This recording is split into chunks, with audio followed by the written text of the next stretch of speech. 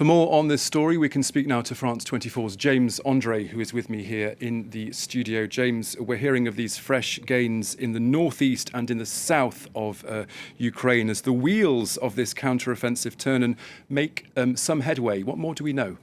So what we've been knowing for now is that basically there's very little official communication. What I'm going to give you as information is what you can have through open sources, and also, for example, the Institute for the Study of War, which is an American think tank that is studying the war very closely.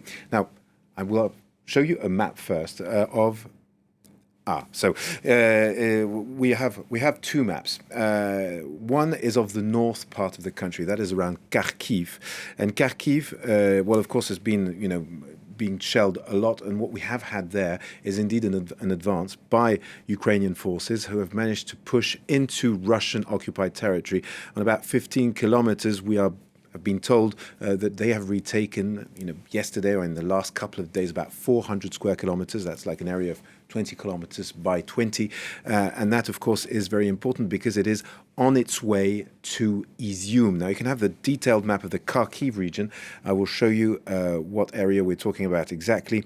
Basically, these are two villages which are in this area. And Izium is an important logistical knot in that area, which has been controlled by the Russians for some time now, and that the Ukrainians have been trying to take for quite some time. There we are. I have the detailed map now here. And as you can see, this is a small town, Balaklika, but it has been indeed retaken, we are being told. And that means indeed Ukrainian forces are pushing towards Izium.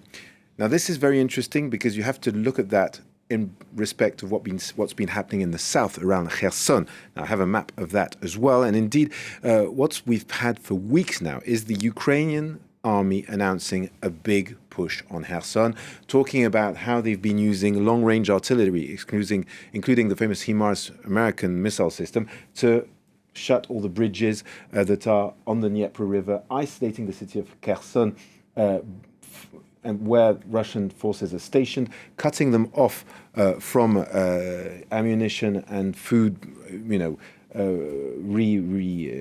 reinforcements, and also destroying all the ammunition depots in that region. So there have been movements here on this front, both to this side around Nikolaev, and mainly here, close to Nova Kakova, which is this strategic town from where starts starts this canal that feeds Crimea with fresh water. So what we have here is indeed a push in the south. It is rather slow, actually, but what is a surprise today is to see this very strong push in the north. It's important to note that what we've been seeing in the previous past few weeks is the Russians bringing all their forces to the south, expecting for this big Ukrainian attack, and in fact having less forces up north. So technically this is quite clever. And James, just how can we or should we explain these advances made by Zelensky's forces? Well, first, they've been prepared for quite some time. As I was telling you, there's been a massive use of long-range artillery. That includes American-made HIMARS, but also, for example, the French Caesar cannons that have been used to destroy all the logistics. And that includes bridges, but also, since the bridges were no longer there, the Russians started using barges in order to transport ammunition in this war, which is very much a war of artillery. Also, they've been destroying ammunition depots and the railway system that the Russians have been relying on quite heavily in order to feed their front lines with ammunition. So we've had a big preparation, if you like, of the landscape. And at the same time, we are hearing from reports from the Russian side that they have problems with their manpower, that they have problems with resupplying when it comes to shells and having to turn to pariah states. This has been said by American intelligence the past few days, like North Korea or in a lesser measure also China, but actually having to buy shells from these countries.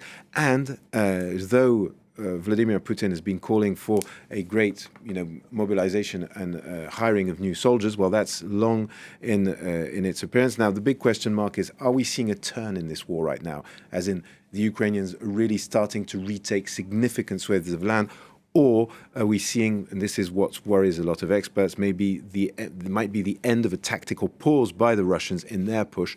So we'll have to see what things bring in the days to come. But it does appear that right now the momentum is more on the Ukrainian side. Okay, James André, thank you very much.